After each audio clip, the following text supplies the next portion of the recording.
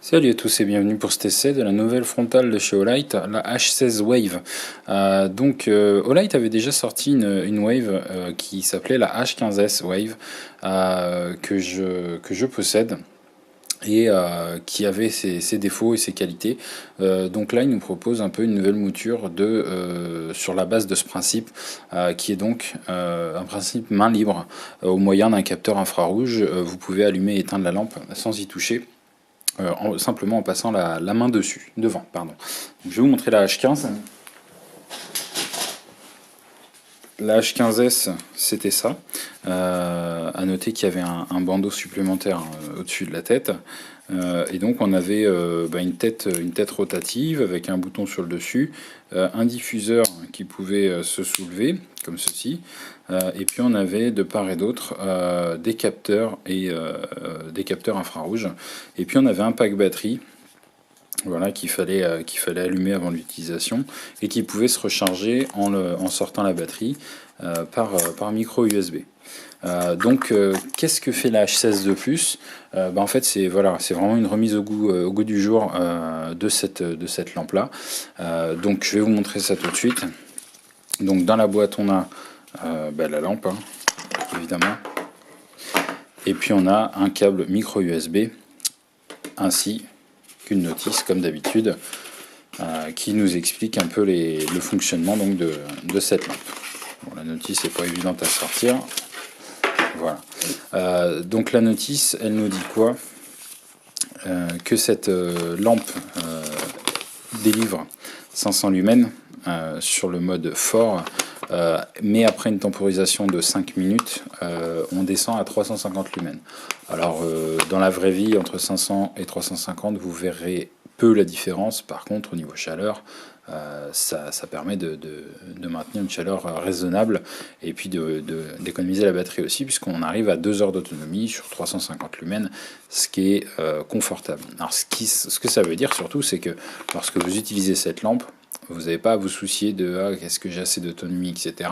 Si vous savez que vous avez besoin de 2 heures de lumière et que votre lampe est chargée, vous allumez à fond et voilà, vous êtes tranquille. Ensuite, on a un mode médium à 100 lumens qui a 9h30 d'autonomie. Donc, il suffit de descendre d'un cran et 100 lumens, ça suffit pour pas mal de tâches pour avoir quasiment 10 heures d'autonomie. Donc, ça, c'est super cool. Et ensuite, un vrai mode faible à 5 lumens. Alors, c'est vrai que la marche entre 100 et 5 peut paraître forte, mais il faut toujours se rappeler que l'œil n'a pas une sensibilité linéaire à la lumière, en tout cas par rapport aux lumens. C'est-à-dire que 5 lumens vont certainement vous paraître 5 fois moins fort que les 100 lumens. Voilà, donc sur 5 lumens, on a 160 heures d'autonomie, donc largement de quoi revenir.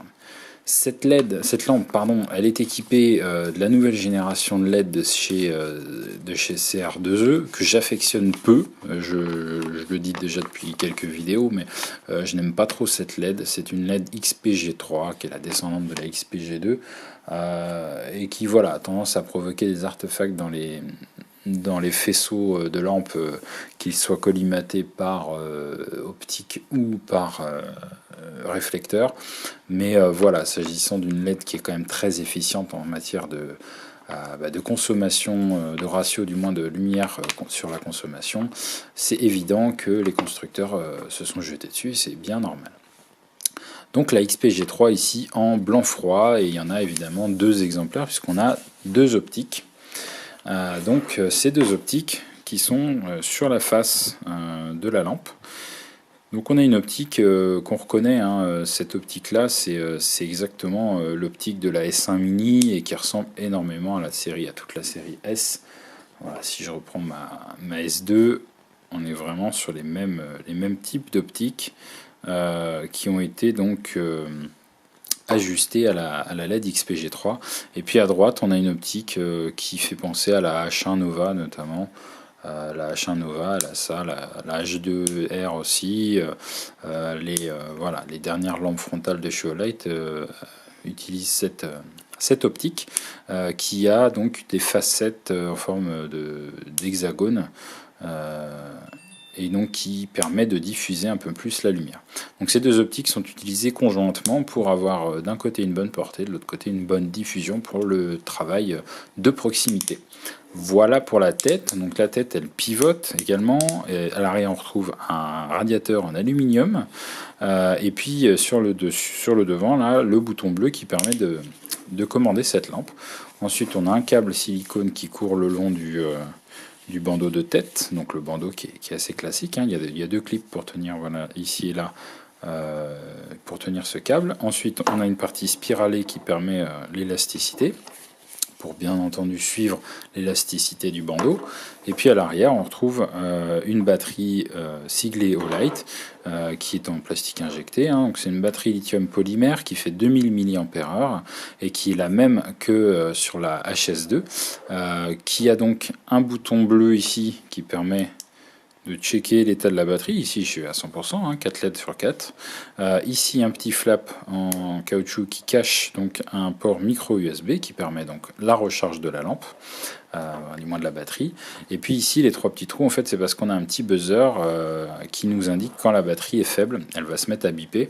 Donc ça, c'est assez pratique pour vous rappeler de faire fi ça et d'aller recharger votre lampe. Voilà pour le tour du propriétaire. Donc cette lampe n'a pas de bandeau supérieur qui va au-dessus de la tête parce qu'elle est évidemment très légère. Ça se sent déjà en main. La batterie est à peine plus lourde que la tête. La tête, elle est composée principalement de plastique, donc à avoir la durabilité dans le temps, sauf ici une partie en aluminium pour la partie dissipation de chaleur. Voilà, donc ce design carré, ça change un petit peu de ce que faisait Olight jusque-là. À voir si ça plaît. Moi, je suis pas super fan, je le dis honnêtement. Maintenant, au niveau pratique, ça remplit sa fonction, donc quelque part, c'est ce qu'on lui demande. Donc, je vous montrerai pas sur ma tête pour des raisons des raisons pratiques, pardon, de tournage. Donc, je vais vous montrer ça à la main. Donc, l'utilisation de cette lampe est ultra simple. Donc, c'est ça qui est bien. On a un bouton ici, on appuie dessus, on arrive sur le mode fort. Donc on voit qu'on a un faisceau qui est à la fois défini au milieu, on a un cercle au milieu, puis pas mal de diffusion. Donc le mode fort, voilà. Ensuite on rappuie sur le bouton, on arrive sur le mode moyen. On rappuie, on arrive sur le mode faible, 5 lumens. Et on rappuie, ça éteint la lampe. Donc ça c'est le mode de base, le mode d'utilisation. 3 niveaux. Si on veut arriver sur le deuxième niveau, on fait un double clic, on arrive sur le deuxième niveau. Un autre clic pour arriver sur le mode faible et un clic pour éteindre. Quelles que soient les combinaisons de clics que vous ferez, ça ne fera que traverser. Vous voyez, je clique très très vite exprès. Il n'y a pas de mode stroboscope, il n'y a pas d'histoire de turbo, etc.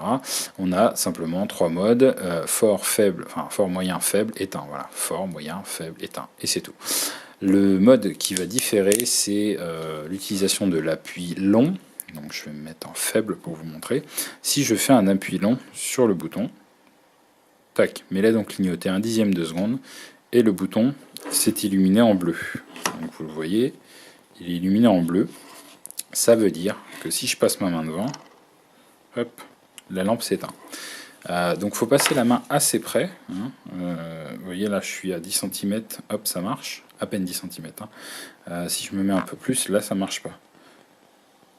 Voilà, tac, tac, tac, tac. Donc ça permet, notamment quand vous faites, je sais pas, de la mécanique, d'éviter de vous coller un doigt plein de cambouis sur le front pour allumer ou éteindre la lampe. Ça peut être quand même assez pratique. Hop, je passe la main devant, ça s'allume, ça s'éteint. Avec un effet mémoire, puisque le mode, bien sûr, quand ça se rallume, ça réutilise le mode qui était là avant. Donc, si je rappuie, ça marche aussi. Si j'appuie sur le bouton, ça allume la lampe. Et si je veux désactiver ce mode main libre, je refais un appui long, comme ceci. La lampe clignote un petit 10e de seconde. Le bouton n'est plus éclairé en bleu. Et donc, je ne suis plus en main libre. Voilà. Donc, c'est assez simple de passer d'un mode à l'autre. À noter que la différence par rapport à la H15S, c'est qu'elle s'allumait par défaut en mode Wave. Alors que celle-ci s'allume par défaut en mode normal. Il y a peut-être eu des retours de clients comme quoi le mode Wave n'était pas utilisé si souvent et qu'il valait mieux le mettre en mode secondaire que en principal par défaut à l'allumage de la lampe. Bon, alors ça après c'est le choix de chacun. Personnellement, cette lampe, elle me va très bien comme elle est. J'aurais peut-être souhaité avoir une interface un petit peu plus recherchée, un peu à la manière des séries S, sans pour autant avoir 5 modes de puissance, un stroboscope, etc. Mais au moins avoir le même fonctionnement, c'est-à-dire ben voilà, j'appuie pour allumer la lampe et je reste appuyé pour changer de mode, ça aurait été pas mal. Moi j'aime beaucoup ce principe, je trouve que c'est vraiment la meilleure UI qu'on puisse faire, la meilleure interface utilisateur. Voilà, je trouve que quand on prend une S2, on allume et on appuie et voilà, ça se passe bien.